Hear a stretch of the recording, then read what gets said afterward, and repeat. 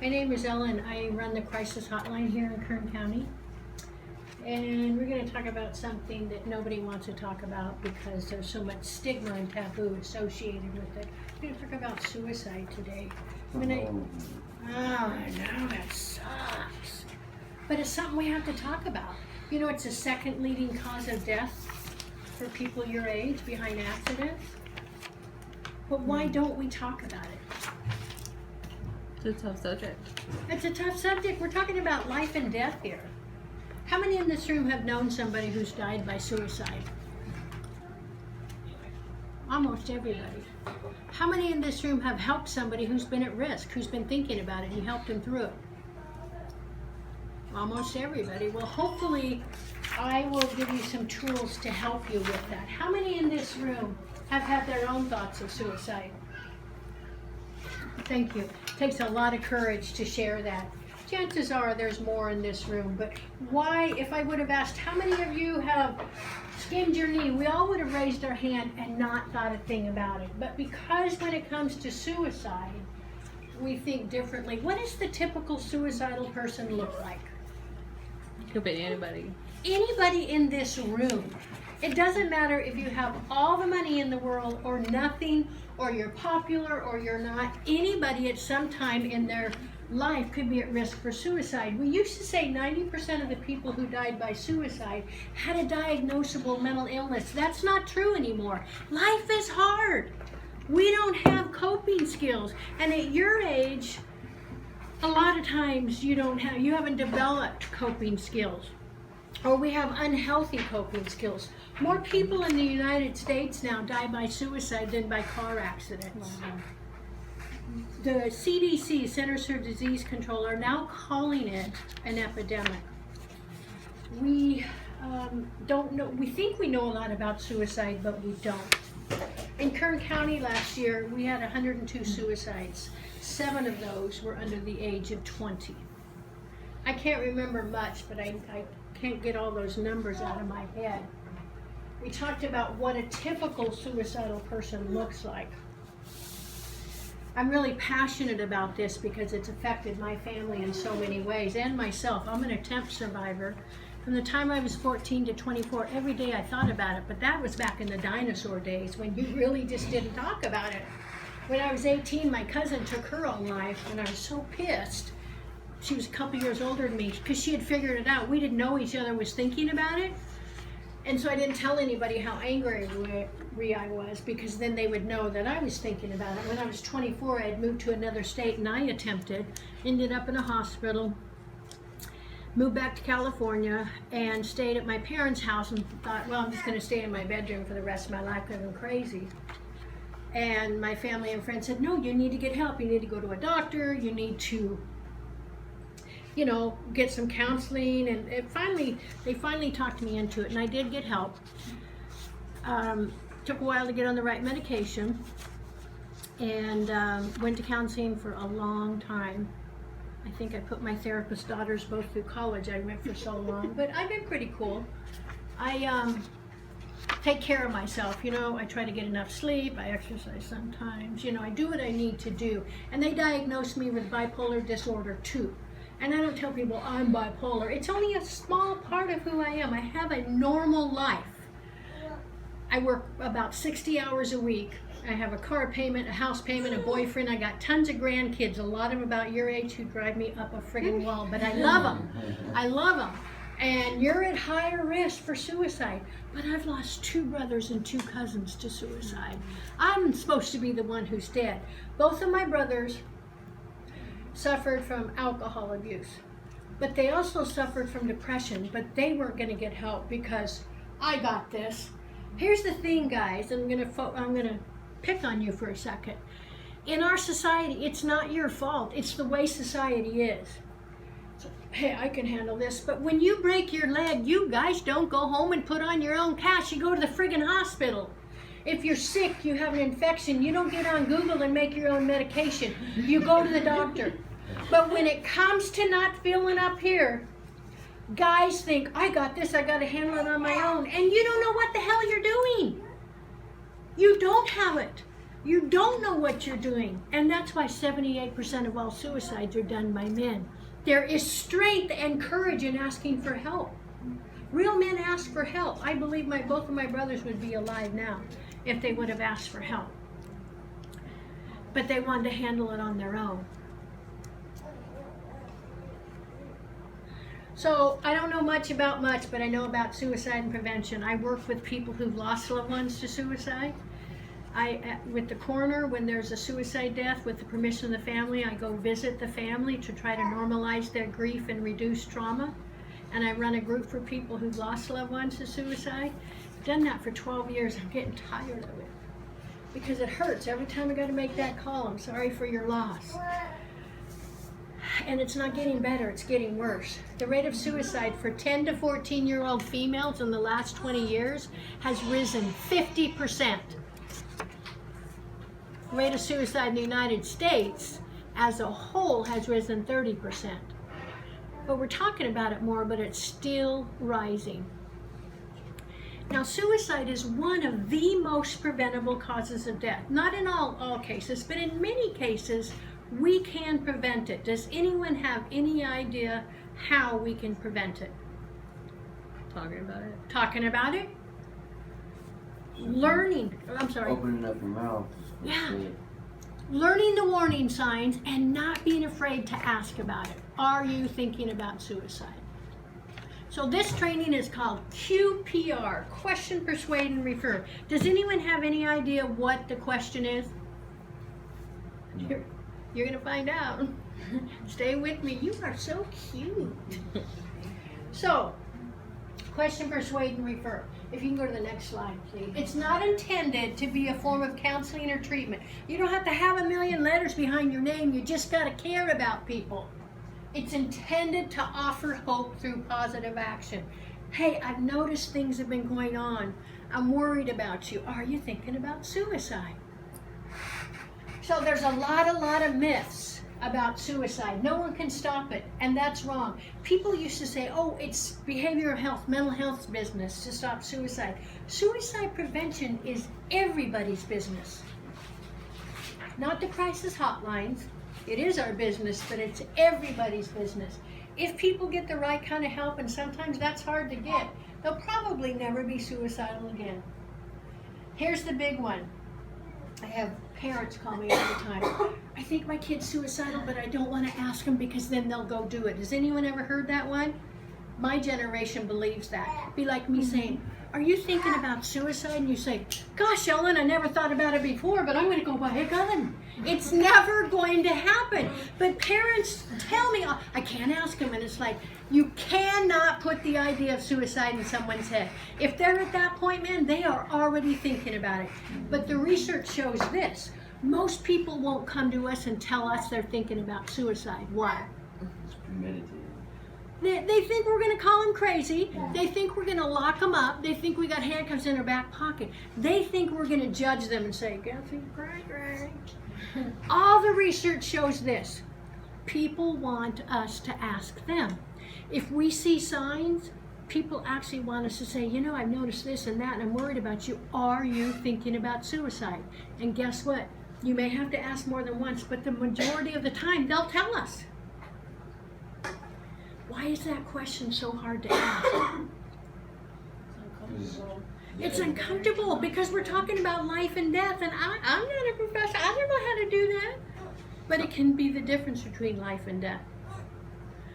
Your age group is more comfortable talking about it than my age group.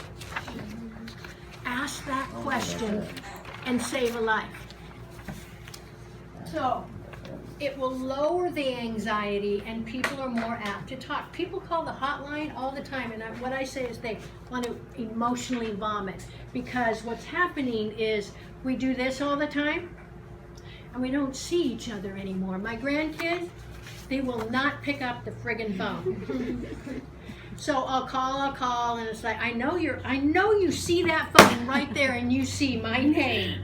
So I send them the poop emoji, and they know they better call. That's serious business. But this, just pretend that's a phone. I can be whoever I want in that phone. I can put me in there. And where was filters when I was young? I can actually make myself look beautiful. It's the most amazing thing. So I can put me in there and I'm like, hi, and I can say I got my boyfriend with the Beamer. And you'll believe me because that's all you see.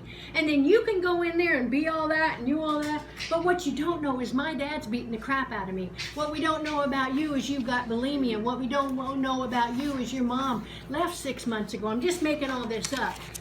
But we can be whoever we want to be.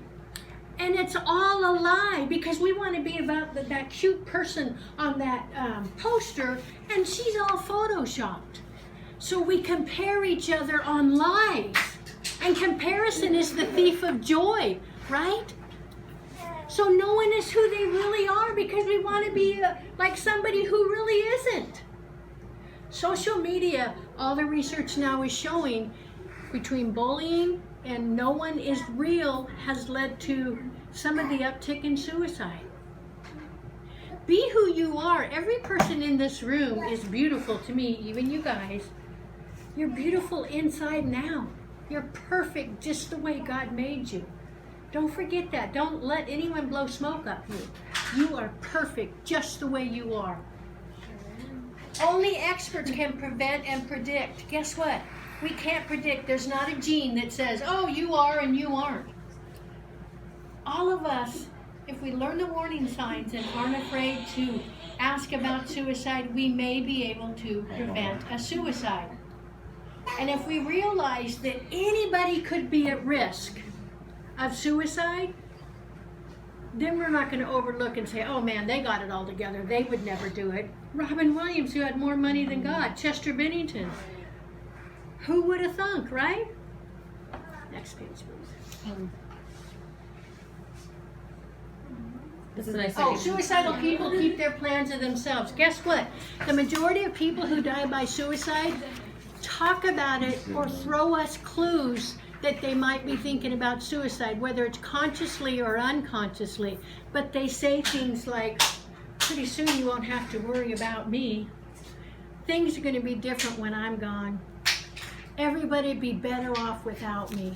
I just don't fit in. I'm just not good enough. And if it's our friend, what do we say to them? I love you. I care about you. You are good enough.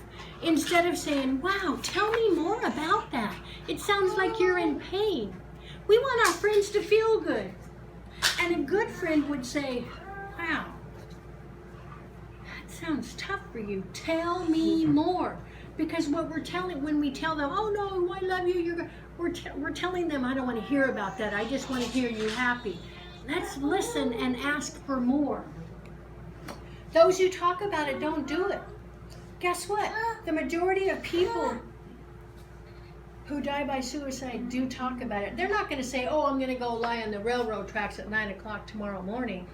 But they are going to talk about it. Maybe in masked ways. So we have to listen. Stop doing this and listen to each other. Once a person decides to complete, there's nothing anyone can do. We know just the opposite. All of us can help prevent suicide. Who's heard this one? Oh, they're just talking about suicide to get attention. If someone has to talk about suicide to get attention, they need attention. Because at your age, you guys know how to get each other's attention. You do, right? And so if someone is talking about death, writing about death, maybe poetry or drawing a picture about death, ask them, wow, what does that mean? You're doing all this about death. Tell me more about that. Just ask them straight up. They're giving off a clue. And people say, well, then they don't really want to die. Yeah, they do. This is what we know about suicide. People feel like that's their only option is death because it's about unbearable pain. People in here shared that you have been thinking you've had thoughts about suicide. And the only analogy I can come up with is think about the worst day you've ever had in your whole life. It sucks. Multiply that times a gazillion. Now hit your big toe as hard as you can with a hammer. Wait 5 minutes and hit your thumb as hard as you can with the hammer. It sucks and you're in unbearable pain. Now go into a closet in your house, lock on the outside, you can't get out, and it's dark, and it's unbearable, and you're helpless and you're hopeless. That's where you are. You don't necessarily want to die, but you want out of that pain. And if someone just comes along and cares, you guys don't have to solve anybody's problems. You just need to ask the question, are you thinking about suicide? Where do you hurt and how can I help? Caring goes a long way. Because we're all so busy, and an emoticon does not tell me how you really feel. An emoji? You said an emoji? Yeah, an emoticon. I'm old. What can I say? Okay, some people may have 20 things going on in their life and never have thoughts of suicide. 25, like what we would think of negative things. Other people may have 2 or 3 things. You're like, wow, huh? The only way we'll know if they're thinking about suicide is by asking. If you can't ask the question, find somebody who can. And most people in here are thinking, oh, none of my friends would do that. Never thought it would happen in my family. Anybody can be at risk. You're probably never going to hear this, oh, I've decided to kill myself. And if you heard someone say that, you'd probably say, oh, no, you wouldn't. But if you do, ask them, really? Are you going to kill yourself? I wish I were dead. I'm going to commit suicide. I'm going to end it all. What do you mean you're going to end it all? What does that mean? Find out what that means to that person. If, what? A million different things. My granddaughter said, if he doesn't ask me out, I'll just kill myself. First of all, I said, are you out of your friggin' mind? I didn't say friggin' either. I just keep it real. And I said, first of all, why would you do that for a guy? And second of all, would you really do that? She says, no, but, I said, then you can't talk like that. But we all say things like that. If I don't get into the school I want, if I don't get the job I want, if my family situation doesn't work out. And so we think, no, they're just talking like that. But we need to ask them, would you kill yourself if that happens? Or it doesn't happen? Instead of just saying, oh, no, they're just talking like that. Find out what's up. I'm tired of life. I just can't go on. Oh, you just need to get some sleep. Instead of us saying, what do you mean by that? I know you're not therapists, but you can ask the question. My family would be better off without me. Do you know what we've learned talking to people who have attempted suicide and lived? Most of them feel like a burden and their family would be better off without me. Do you know what my depression, not a voice, but my depression told me when I tried to kill myself? My depression said, Ellen, you're a piece of shit. Ellen, the day you were born, people cried. You know, Ellen, the day you die, people will dance. Now, is that true? No. But when you get into that depression, whether it's situational because life sucks or mental illness, you have no energy to fight it, and you believe it. Now, that's the only time in my whole life I heard my dad cry. When he called me when I was in the hospital. Of course they want you here. Of course they don't want you dead, but you believe that. And it's a terrible place to be. And when you're aware of that, I wasn't aware of that then, but at the time it's like, yeah, they would be much happier if I wasn't here. And you don't have the energy to fight that. And so when people say something like that, my family would be better off. Who cares if I'm dead anyway? And we say, oh, I would miss you so much. We would, but we also need to say, tell me more about that. You mean you think no one would care if you were dead? Tell me about that. I won't be around much longer. Are you moving? What do you mean by that? Pretty soon you won't have to worry about me. I just have to see so-and-so or I can't live without them. Someone saying, you know, I'm going to go see my brother. I haven't seen him in years. I just need to talk to him for one last time. What? Well, that's out of character for you. Something like that. Anyone has attempted before, they're at higher risk. acquiring a gun or stockpiling pills. Yeah. We're going to talk about having a gun in your home in a minute. Co-occurring depression, moodiness, or hopelessness. You know, it's one thing to be hopeless, but being helpless, knowing you can't change the bad situation you're in. Putting personal affairs in order. Getting everything all the way it should be, just in case. At your age, that would look out of place for people your age. At my age, no. I couldn't. So what do? Giving away prized possessions. We had a young man, it's been about 3 years, he went to a high school here. He went to school, he gave his Letterman jacket away to one person, his Jordans that he had saved up money for to another, and a necklace that was very important to him to another. They all said thanks, but none of them said, dude, why are you giving this stuff to all of us? He went home that night and took his life. People just aren't that nice. They just don't give stuff away to give stuff away. Sudden interest or disinterest in religion. Now, I believe people can get saved overnight. That's not what I'm talking about. Someone who says, I'm going to meet my maker and tell him like it is. Or someone who used to be very spiritual or religious and now they're really mad at God and I'm going to show him. Anything along those lines. Drug or alcohol abuse or relapse after a period of recovery. Now I want to talk about drug or alcohol abuse. A lot of people have a really negative thought about people who use or abuse drugs and alcohol. We know a lot of people use drugs and alcohol because it's a great escape. A lot of people think that people who use drugs and alcohol are bad people who need to get good.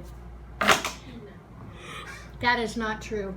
People who use and abuse drugs and alcohol are sick people who need to get well.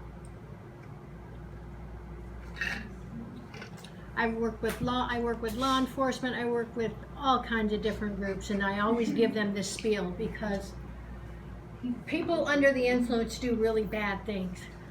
One of them under the influence killed my niece, but he's redeemable. He deserves a second chance. They have to make amends, go to prison, whatever they need to do the 12 steps, make your amends. But everybody deserves a second chance. Because under the influence, yeah, you do bad things. But you pay for whatever you do, and then you get to move on. Anybody who can get and stay in recovery, you are my hero. It's the hardest thing you will ever do in your life. You can become president. You can do whatever you want because it's a day-to-day thing. You don't have chemotherapy trying to keep away. It's you and your 12 steps or whatever it is that works for you. You can do anything. It is a disease like the AMA says. And you know, I hear this all the time. It's just another fucking drug. I'm sorry, I'm just keeping it real. Like that's all I can be. People who abuse substances, usually there's something behind it. No one wakes up when they're 12, 13 and says, I'm going to start using or drinking. And by the time I'm 20, 30, or 40, I'm going to have lost everything and have everybody hate me and blah, blah, blah. No one chooses that because some people can go have a drink and walk away. Other people, one's too many and 100's not enough. We don't know who's going to cross that line into addiction. The best thing is if you never start, but you know, that's neither here nor there. So I would appreciate, you guys are young. Have compassion. I don't mean let them get away with murder, literally, but have some compassion because a lot of people self-medicate. And usually I work with thousands of addicts and alcoholics, and the ones who got into recovery are good people. They just had to take a detour, and now they're productive members of society, and they're doing great. So I just want you to remember that. But if you know somebody who's using alcohol and drugs, and it increases because they can't deal with life, and it's getting harder and harder, they're at much higher risk for suicide. 20% of all suicides are done by alcoholics. 67% of all suicides have a substance in their system. So we know that substance use disorder has a lot to do with suicide. Unexplained anger, aggression, or irritability. Do you know we think of depression as that person who's crying and in bed? Depression a lot of times, especially in your age group, shows up as anger, irritability, and just plain jerky. Somebody used to be really mellow and now they're aggressive and they're being a jerk. That's a lot, not all the time, sometimes people are just jerks. But sometimes, usually someone's mellow and now they're like, what is up with them? Don't ghost them, find out what's up. Hey, you're not yourself. What is going on with you? Just ask them straight up. It might be depression and they might just need somebody to talk to. Being fired or expelled from school, unwanted move, loss of any major relationship. For some people that could lead to thoughts. Death of a spouse, child, and an animal. For some people that animal is their lifeline. You're like, oh come on, just a cat. Well, for some people, that's a big deal. Remember that. Diagnosis of a terminal illness. We know that jails and prisons have a much higher rate of suicide, as do law enforcement officers, COs. All of them have a higher rate. Loss of a therapist, counselor, teacher, fear of becoming a burden, and post-traumatic stress injury. Do you know that they're finding now you can see PT, they're going to start calling it PTSI, because it shows up on an MRI. A lot of our veterans, a lot of people won't get help because it's like, I'm not crazy, man. No, you're not. It's an actual medical diagnosis, and it sucks. And we know that untreated PTSI, I just lost a friend about 2 weeks ago who had untreated PTSI. Because I'm not crazy, I don't need help. No, you've been through hell and back in Afghanistan. Okay, so let's make up a friend of yours. Maybe somebody who comes here. Now, just a hypothetical, make up a friend. Sally. Sally comes here. Tell me about the hard times she's going through. She lost her job. The car won't start. Boyfriend left her. Okay, that's enough. Okay, she doesn't have a lot of family support. Right. She's been in recovery for 2 years. Poor Sally. So she comes in here and says, hey Sally, what's up? You haven't been around in 2 weeks. What's going on? It kind of smells like alcohol. And man, she took her recovery very seriously. So she starts telling you her boyfriend's a schmuck, he's got another girlfriend, she lost her job. Sally, it kind of smelled like alcohol. Never accusingly, like, you screwed up again, Sally. But, hey, Sally, have you been drinking? I'm a little worried about you. That's not like you. Come on, let's go talk. So she starts telling you about the boyfriend. She lost her job. Her parents, no, she's living with her sister. Her sister's about ready to kick her to the curb. Lots of things. Now, some people, they may, no, I got this. I can handle it. No thoughts of suicide. But you know, Sally, that relapse is the big thing for her. So you start talking to her. How are you going to find out if Sally is having thoughts of suicide? What do you got to do? Ask. What are you going to ask her? The right questions. You gonna kill yourself? How are you going to ask her? The right questions. With the right questions. It's hard. I'm impulsive, so I just straight out just ask her, like, you gonna kill yourself, man? Are you what? I said, I'm kind of impulsive, so for me, there's no easy way of asking people things. I just ask them straight out, like, you gonna kill yourself? Yeah, well, and we don't want to ask in a, but we want to ask in a compassionate, non-judgmental way. So, hey, I've seen all this stuff going on, and man, you look like you're hurting. Are you thinking about suicide? That is a hard question. Listen, I've asked it thousands of times. I still get butterflies. The day I stop getting butterflies is the day I stop doing this. Okay. Ask that question and save a life. You call us on the hotline, third number here. We'll talk to them. We'll tell you what to do. There's a crisis text line, but sometimes you got to wait an hour to get help. Call us on the hotline. We will hook you up. Okay. If you can't do it, if you go to the next page. Oh, yeah. If you can't do it, find somebody who can. Now, you can ask like this. For some people, this is more comfortable. You wouldn't ask like this. I wouldn't ask like this either, because I'm straight up too. Have you been unhappy lately? Have you been really unhappy? Have you been so unhappy that you think about ending your life? For some people, For some people that works for them. Now, do you ever wish you'd go to sleep and never wake up? I do when I have 3 16-hour days in a row. I don't want to die, but I'm tired. If you're like, I think they're thinking about it, but I can't ask, find somebody who can. You know, when people are as upset as you seem to be, they sometimes wish they were dead. I'm wondering if you're feeling that way too. Are you thinking about suicide? I know it's hard, but there's something I don't want you to do, which is just not ask because you can't. Find somebody who can, or dismiss, and avoid. You're talking to somebody and you just don't think about suicide, and that's how most of us roll. It's not part of what we do, so you miss it. Or you put the pieces of the puzzle together and you're like, you know what, Sally, she's always had it together. She'll roll out of this and she'll be cool. So you dismiss it. Or you put the pieces of the puzzle together and you're like, I think she is, but you know what, I'm not her best friend. Her best friend will ask her tomorrow. Her best friend wasn't here today and she has no clue. And you avoid asking her. What can happen if you dismiss, or avoid?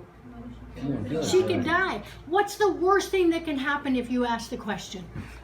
Say no, or she can get offended. Right, and you know what people say? They might get mad at me. No one has ever gotten mad at me. Now, I've asked people in the grocery store. I mean, I don't go up and down the aisles, you got cat food or you're suicidal. But one time, a couple of years ago, there was this young lady, she was homeless, you know, it was December, she didn't have any shoes, and I said, hey kiddo, how you doing? She said, oh, I'm fine. I said, no, really, how you doing? So she starts talking to me, and you know, she didn't have any shoes, and it was December, and I knew she was homeless. And so she starts, and I said, oh man, I said, sounds like you're really having a rough time. And she said, yeah, and I said, can I ask you something? And she said, yeah, and I said, are you having thoughts of suicide? She grabbed me, and obviously was. I got her to the psychiatric evaluation center behind Mary Kay Shell. She still calls me today. But another time, a lady about my age, looks like crap, probably me on a Saturday. Her hair wasn't combed. I think I did comb mine today. I don't know if I do or not. She was kind of dirty. And I said, hey, how you doing? She said, fine. There was about 9 people ahead of us. And she said, lady, if you only knew. And I said, well, we got time. Tell me, because I talk to everybody. So she starts telling me, and I mean, anything bad that could be going on in someone's life was going on in her life. I'm like, wow, it sounds like, wow, you're kind of overwhelmed. Lots of bad stuff. I'm sorry. And I said, may I ask you a question? And she said, yeah.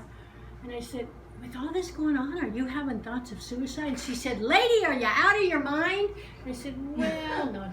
So I keep a lot of numbers on my phone. I gave her all these numbers, and she walks out of that store, and she's just looking at me. I know she went home and told her husband, I ran to this Looney Tune in the grocery store, but I could sleep that night because I knew no one else would ask her. Ask that question and say, she thought I was crazy. I don't care. I don't care. My grandkids see me coming, they say, I'm fine, I'm fine. I don't care. I'm a little crazy about it, but it's okay. So, if you can't, find somebody else. We go to the next one. You're not suicidal, are you? Why wouldn't I ask like that? Making them feel bad. Please say no, please say no, please say no. You wouldn't do anything. Yeah, it's a leading, and it's like, please don't say yes. Yeah. You wouldn't do anything stupid, would you? Maybe. It's not stupid. It's the answer to all their problems. Well, and you know, we say this one, it's a permanent solution to a temporary problem. To that person, it's not a temporary problem. It's so intense they don't want to stay here anymore. Permanent problem. It invalidates everything they're feeling. So, we want to persuade them to stay alive. Thank you for telling me. What if they say no and you don't believe them? What'd you say? What if they say no and you don't believe them? I'm gonna ask for the questions. Well, keep talking, keep talking. They want to make sure they can trust you. What if they say no and you do believe them? Just keep talking, you know, because some people aren't. You think they would be, but you're not going to say, bye Sally, bye Felicia, I'm done. No, you're going to keep talking to her. You're her friend. If she says no and you don't believe her, keep talking and then ask again. She wants to make sure you don't have handcuffs in your back and that you can trust her. What if she says yes? Keep See what talking. you can do to help. Yeah. Thank you for telling me that took a lot of courage and guts. Will you let me help you? We can call the hotline. If you're here, if you're at home, you call us. You're not alone in this. You don't have to solve all her problems. You just have to ask the question. Okay, where do we go from her? Now, if she has a gun, of course you're going to call 911. Yeah. You know, hey, how are you going to do this? Well, I have all these pills in my purse. Can I have the pills? You all know where the Psychiatric Evaluation Center at Mary Kay Shell is in the back? Yes. 24/7. If you home away from home, huh? If you call us on the hotline, we'll talk to the person and we will let them know if they're coming. If they're coming, we'll call the pack and say, hey, so-and-so's coming. But we can do a safety plan with them, or if they're not willing to go, most people are, you can call law enforcement and request a health and safety check. What's the worst thing that could happen again if you don't ask the question? They get them. They could. And there's nothing bad that can happen if you ask the question. Really. So we're going to offer hope in any form if you'll keep going. Will you go with me to get help?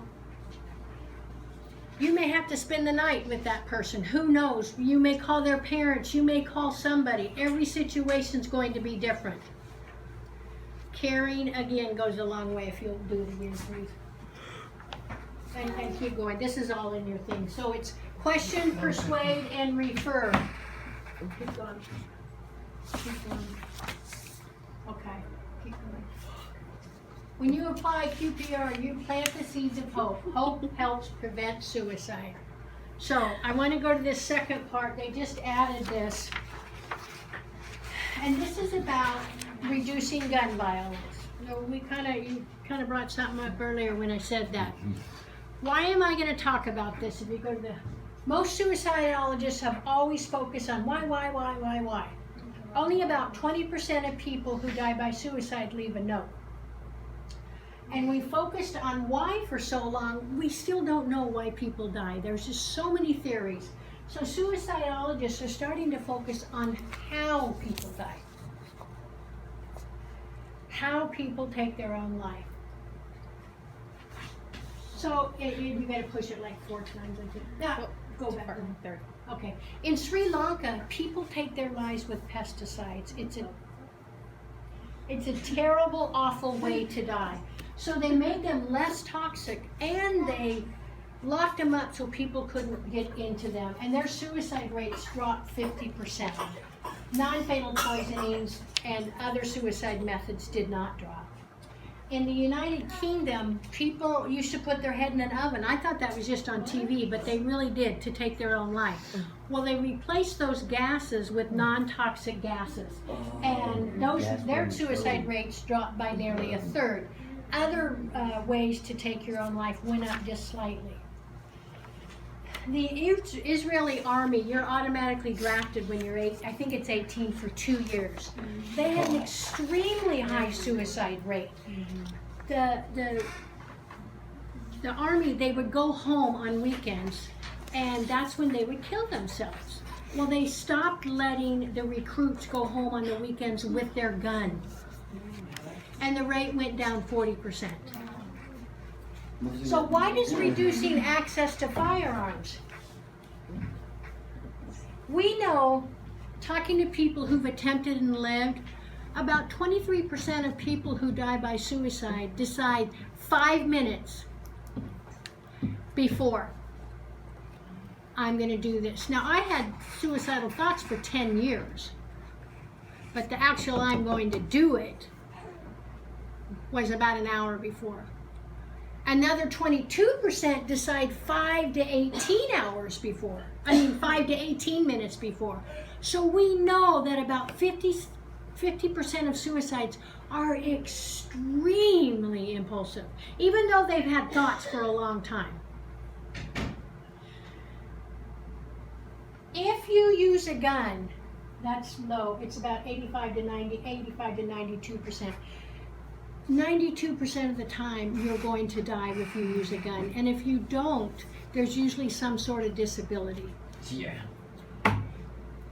So 90% who live don't go on to kill themselves. If you have a gun in your home, every person in that home is 3 times more likely to die by suicide.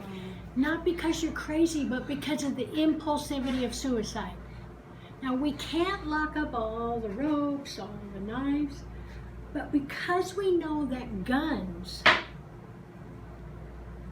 prove to be more fatal than any other method, we're focusing on guns. I have a nonprofit called SALT, Save a Life Today, and it's local. And one of the things we're doing is starting to work with gun shops and ranges and teaching them to become suicide aware. And, you know, if somebody comes in who they might think be at risk, what they can do, and putting posters in the shops. It's not about gun control. It's about means safety. And so it's a step in the right direction. So if you know that somebody is having thoughts of suicide, I would never have a gun in my home because of my attempt. I mean, it's been years ago, but you never know. So if you know that somebody's at risk, I work with 3 families now whose sons took their own life with their father's gun. And their fathers knew they could not get into that cabinet, that gun cabinet. All 3 of them did. Unless you have the gun cabinet where you put your thumb on it, they can get in. And this goes for pills too. If there's someone who's having thoughts of suicide and there's pills in the house, lock them up. So in the state of California, you can give a gun to law enforcement, a nuclear family person, brother, sister. You can't give it to a neighbor. You can take it to a gun shop and they will hold it for you, not forever, just for the time being when that person is at risk for suicide. It's not about gun control, it's about saving lives. So a lot of people say, I can't take their gun, I can't do that. And one person who really, really believed that was just something they couldn't do, about 2 years later, lost an uncle to suicide who they couldn't take their gun away, and you know how he killed himself, with his own gun. So Abraham Lincoln suffered from depression. Some people think that he had bipolar disorder. When as a young man he was depressed and suicidal, a friend said, Lincoln told me he felt like taking his own life off, and seeing suicide warning signs, his neighbors mobilized to keep him safe, watching over him and removing his knives and pistol. They pulled together the same kind of safety net QPR gatekeepers can build today, which included making sure our 16th president did not have access to the means of suicide. It was said that when he again became depressed later in life, he dared not even carry a pocket knife. So if they got it back then, when they knew little about any of that, and they tried to keep him safe, we can do the same thing. So ask a question and save a life. And I want to end with a quick story that all of us can make a difference just by caring. There was a young man, he was a freshman. He was on his way home from school. It was a Friday afternoon. It was raining really, really hard. He had all of his locker stuff. He didn't have a backpack, but he's carrying it all. And it's pouring, and he trips, and everything falls all over the street and the sidewalk. He starts cussing to himself and picking it up, and people walk around. No one stops to help him. There's 2 people who even walk across the street. And he's like, what the? So he's picking it up, and the paper's falling apart. People walk by, and this kid jogs by, and he says, hey, dude, let me help you. He says, no, I got it. He says, no, man, let me help you. So everything's falling apart, but they're picking it up. He says, hey, you're in my 6th period PE class, aren't you? He says, yeah. He says, how do you like our school? He says, you know, it's high school. So they're rounding it all up, and they're both just getting muddier and messier. And they get up, and he says, where do you live? And he says, right down the street. He said, I'll help you. He says, why do you have so much stuff on a Friday afternoon? We never have this much homework. And he said, well, I was absent a couple days, and I got to make this up, and I'm going to do some extra credit. And he said, okay, cool. So they start walking. He says, you play video games? And he says, yeah. He says, I'm jogging over to GameStop. You want to go? Nah, man, I got to get started on this stuff. So they're walking. He says, hey, I live right there. He says, come on, go to GameStop. He says, no, really, man, I got to get started. So they get up to his house, and they're just both a mess. They throw it in the house. He says, come on, man, I'm going to buy a new video game. I want someone to play with. He says, okay, I'll go with you. Fast forward 3.5 years, the young man who was bringing all of his books home is the valedictorian at graduation. And he says, before I start my speech here, I want to thank my best friend here for saving my life. And he's like, what? He said, it was a Friday afternoon. He said, it was raining really hard. And he said, I was on my way home, and he said, I had all my locker stuff. And he said, the reason I had all my locker stuff is I was on my way home to kill myself, and I didn't want my mom to have to clean out my locker after I died. And he said, I tripped and everything fell all over the place. And he said, no one stopped. No one cared to stop and help me pick it up. And he said, there's 2 people who even walked across the street so they wouldn't have to help me. And he said, it was all over and it was muddy and messy, and he was jogging by and he stopped. He cared enough and helped me pick up everything. He got muddy, he got messy, but he cared enough. And we got it all together, and we were walking toward my house, and he wouldn't get off my back about going to GameStop, but I wanted to kill myself before my mom got home from work. But he kept pushing, and I went with him. And when I got home, my mom was home. And I went upstairs, and something was different. I felt different. I had hope because he cared enough and took the time just to help me pick up my stuff. So I stayed awake all night, and I knew I had to tell my mom what was up, and I did. And I got some help, counseling for a minute and meds for a minute, and I'm here because he cared enough just to help me pick up my stuff. So I challenge all of you, go to the mall and smile at every person you see. Open the door for an old lady like me. If you got little brothers or sisters or something, help them with your homework. Help them with their homework. Do something. You may not get to see the end result, but every single one of us can make a difference in someone's life, and it doesn't cost us a thing. So ask that question and save a life, and do something that might make all the difference in someone's life. Thank you.